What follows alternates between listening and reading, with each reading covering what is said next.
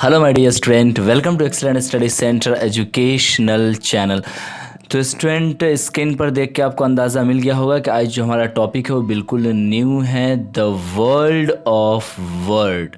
Okay, यानी हम यहाँ वर्ल्ड को पढ़ने वाले हैं, यानी शब्दों के संसार का यहाँ हम चर्चा करने वाले हैं। तो देखो, शब्दों के संसार की अगर बात की जाए यानी द वर्ल्ड ऑफ वर्ड, तो नो डाउट के कोई ऐसा सिचुएशन ही नहीं है जहां हम अगर वार्तालाप करना चाहते हैं या फिर अपने लाइफ को व्यतीत कर रहे हैं या एक दूसरे से कम्युनिकेट कर रहे हैं तो वहाँ वर्ड ना हो, ये तो खैर पॉसिबल ही नहीं है। जैसे अगर आप बोलना चाह रहे हो, लिखना चाह रहे हो या आप पढ़ रहे हैं, इवन जब आप सोच भी रहे हैं, तो इस सिचुएशन में भी, इस परिस्थिति में भी हम शब्दों का ही मदद लेते हैं।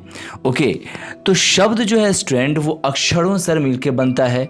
शब्द अक्षरों से मिलकर बने होते हैं और जब अक्षर और अक्षर मिलते हैं तो शब्दों का अद्भुत व सजीला संसार बनता है।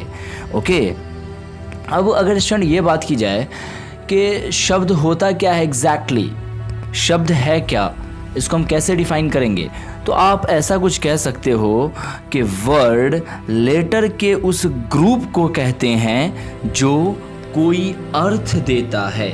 That mean group of word which gives meaning is called a word. Okay, फिर से मैं बोल दूं, group of word which gives meaning is called a word. अब इसको हम अगर चाहें तो नोट में हम इसको डिफाइन कर सकते हैं।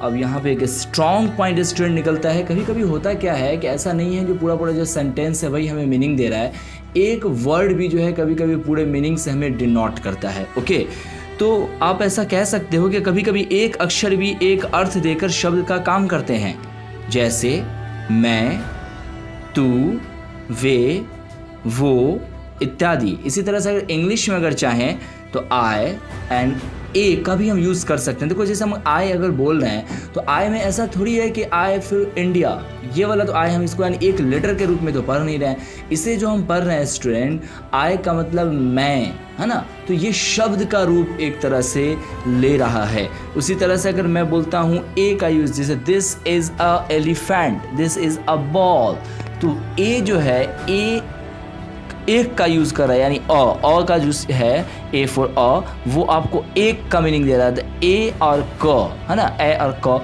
तो इस तरह से ये शब्द कहीं ना कहीं बना रहे हैं। तो आप ऐसा कह सकते हो कि अक्षर भी कभी कभी एक अक्षर भी जो है वो शब्दों के रूप में यूज़ होते हैं। ऑफ कोर्स, जैसा कि अभी आपको समझ में आया होगा।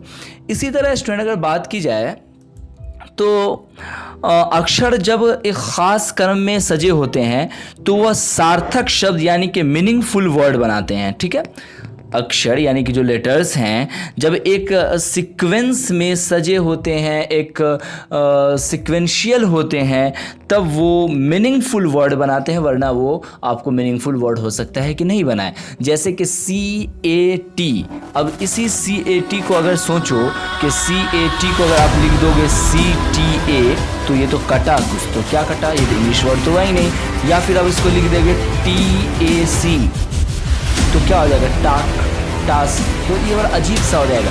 पता ये चला कि किसी वर्ड का जो लेटर है इसका सही सीक्वेंस होना, यानी उसको सही क्रम में सजा होना भी बहुत आवश्यक होता है।